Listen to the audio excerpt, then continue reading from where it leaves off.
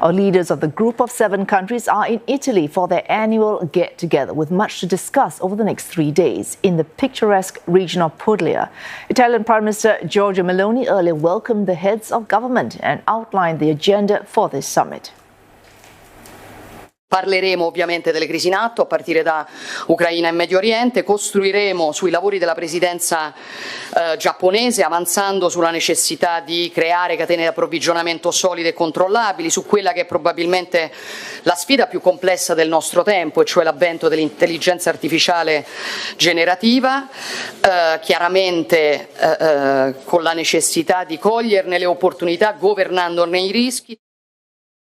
The White House says G7 leaders are more united than ever on major issues, including allegations that China is flooding global markets with cheap products due to overcapacity at its factories. Topping the agenda today are the wars in Gaza and Ukraine. The leaders have previously shown support for a ceasefire deal in the besieged enclave, as outlined by US President Joe Biden. While they are close to sealing a deal that could unlock a $50 billion loan for Ukraine via frozen Russian assets. Ukrainian President Volodymyr Zelensky, who is also attending this summit, says he's expecting, quote, important decisions during talks, and confirmed he will be signing security agreements with Japan and the United States. And Giles Gibson joins us live from Bari in Italy. Giles, tell us more about this latest show of support for Ukraine at the G7 summit.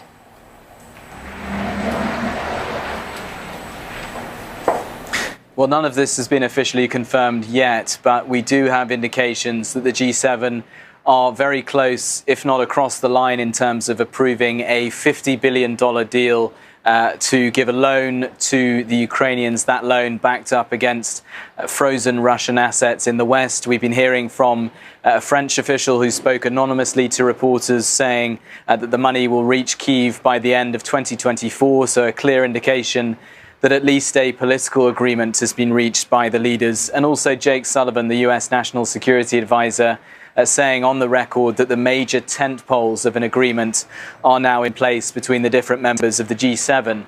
We've also been hearing from the Ukrainian President Volodymyr Zelensky posting on social media something that I've actually seen him do at previous summits, such as when he's visited the European Council meetings in Brussels, for example, saying that he has a list of things that he really wants to see approved by the G7. So he talks about building out the fighter jet coalition, the countries that are giving fighter jets to the Ukrainians to fight the Russians in the skies over Ukraine. He also wants to see pilot training expedited for those fighter jets, and he also wants to see more investment in Ukraine's air defense systems. He is getting some longer-term security guarantees in terms of those security agreements that you mentioned that he's going to be signing in the coming hours with both the US as well as Japan.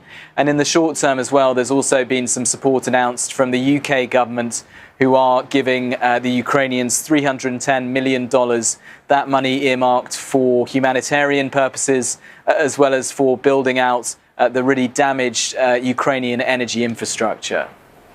Giles, this meeting also coming at a time of heightened trade tensions with China. We mentioned earlier the White House saying there's unity on what it calls Chinese overcapacity.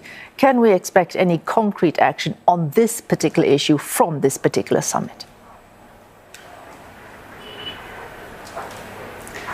I think we're more likely to see a united front in terms of strong messaging in the final statement from the G7 leaders, rather than any sort of specific actions or tariffs or sanctions against the Chinese. That's partly because the US and some of the other members of the G7 are already moving forward with some actions of their own. So we've had the US issuing new tariffs on Chinese electric vehicles of up to 100% of the cost. The European Commission also announcing provisional tariffs which will come into effect next month. Those could rise to up to 38% in certain cases.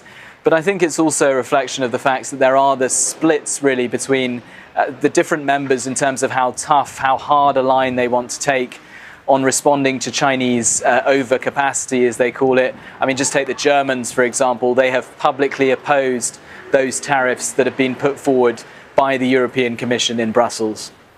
Our thanks to Giles Gibson in Bari, Italy.